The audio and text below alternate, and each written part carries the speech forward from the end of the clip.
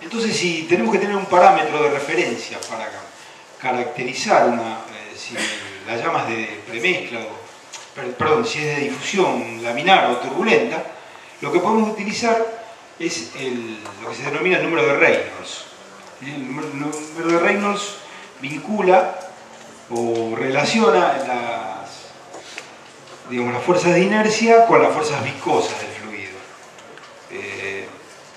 Entonces fíjense que el número de Reynolds está definido como el cociente, digamos, entre el producto de la densidad, la velocidad que es del gas con el que circula a través del inyector, el diámetro del inyector o de los conductos y la viscosidad del fluido. Entonces, en la medida que el numerador sea mayor, el numerador de este cociente sea mayor, el número de Reynolds va a tender a indicar que estamos dentro de un flujo turbulento. En la medida que el numerador sea menor, o sea, la velocidad y el diámetro, el diámetro es una característica del equipo de combustión, es decir, depende de la geometría del equipo. Y la velocidad está vinculada con los caudales y también con la definición del equipo. Con lo cual, en la medida que se hace más chico el numerador de este número de Reynolds, vamos a tender más a un régimen laminar. La densidad es propia del gas combustible, con lo cual eso no tiene que ver ni con el diseño ni con la velocidad de pasaje del gas, sino que ya es propia del gas. Entonces quiere decir que gases menos densos van a tender a ser más turbulentos. Y por otro lado está la viscosidad en el numerador, que también es una característica del gas que nos puede determinar si estamos dentro de un régimen laminar o turbulento. Entonces, para dar un valor de corte, se dice que para números de Reynolds de menores a 2500, no se generan las turbulencias que se generan en los regímenes turbulentos, no se generan las rotaciones, la influencia de las velocidades, con lo cual el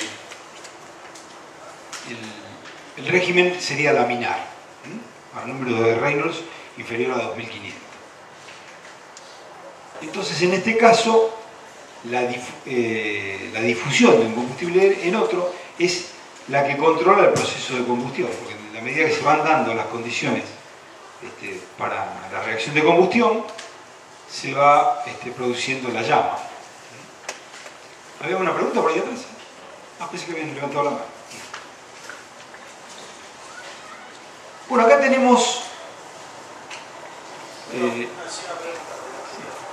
sí.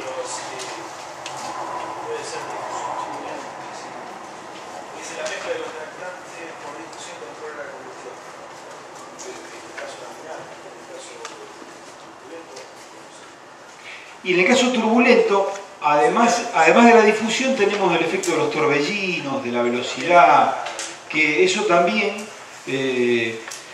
controla la combustión de alguna manera, porque hasta esto es lo que genera... Claro, en este caso es solamente la difusión del aire en el gas. Porque esto es lo que va a generar las condiciones de la combustión. Entonces, en definitiva,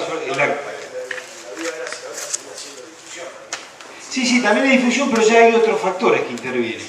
Que lo hacen. Claro, una difusión turbulenta, con lo cual la mezcla es mucho más rápida. Y entonces ya tiene otras características la llama.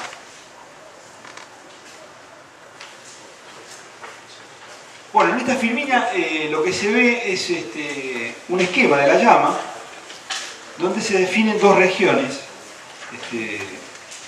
claramente diferenciadas, ¿no? Una es el interior de la llama,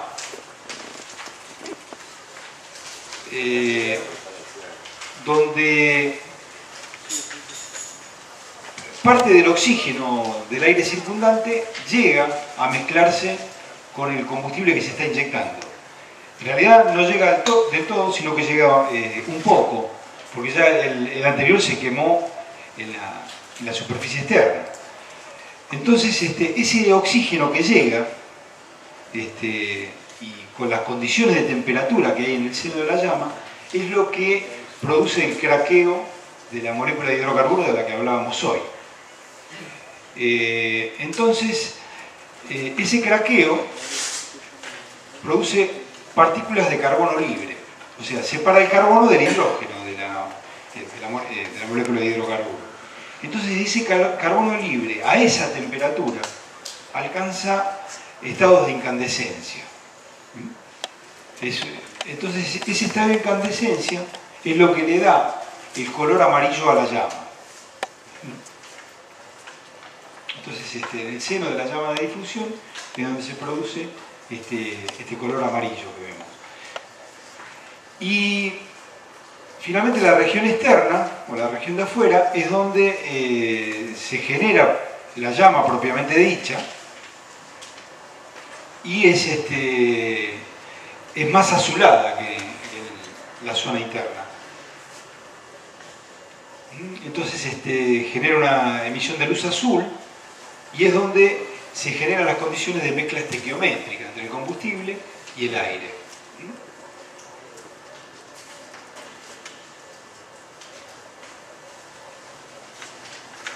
Bueno, ya entonces dentro del tema del largo de llama de difusión laminar,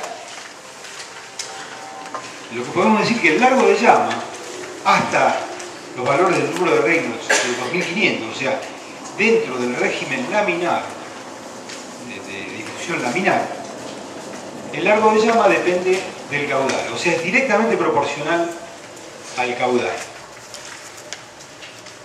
Y es independiente del diámetro del inyector.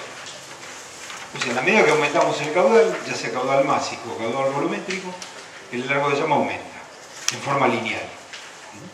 Esto para el régimen laminar, esto ténganlo en cuenta, porque después, hoy a la tarde van a hablar del régimen turbulento y ya las condiciones son otras. Pero dentro del régimen laminar, el largo de llama es proporcional al caudal.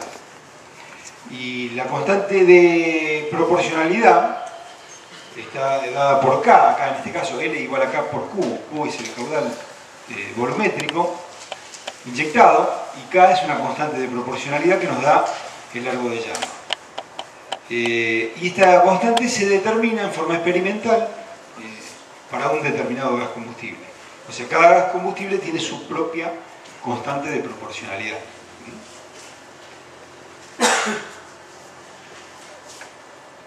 Cuando dice diámetro inferiores a 2 milímetros, ¿es el inyector? El diámetro del inyector. Sí, se refiere al diámetro del inyector. Fíjense que nuevamente, ¿no? Son diámetros bajos y bajos caudales.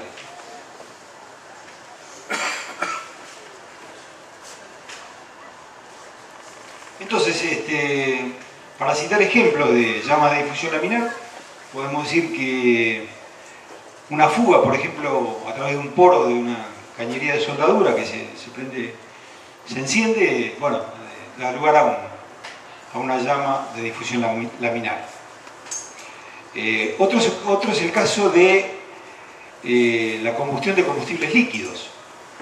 Cuando quemamos un combustible líquido, lo que hacemos primero es atomizar el combustible, o sea, separar la continuidad del líquido combustible en pequeñas gotas. Cuanto menor sea la gota, mayor va a ser la superficie de transferencia entre el líquido y el calor del ambiente como para vaporizar la gota. Hay que tener en cuenta que los procesos de combustión siempre se producen en fase gaseosa, por más que usemos combustible líquido. Si nosotros tirábamos bruscamente un fósforo dentro de un tanque de nafta, se apagaría el fósforo, porque digamos, en la fase líquida no quema, sino que quema en la fase gaseosa. Entonces, esa vaporización de la gota se mezcla con el aire circundante y genera las condiciones necesarias para la combustión. Bueno, en ese caso, el régimen de quemado también responde al de difusión laminar. Otro ejemplo es una vela, por ejemplo, la llama que da una vela, característica de la llama de difusión laminar. Y bueno, después están los quemadores de los Bunsen, que a bajos caudales también son o dan llamas de difusión laminar.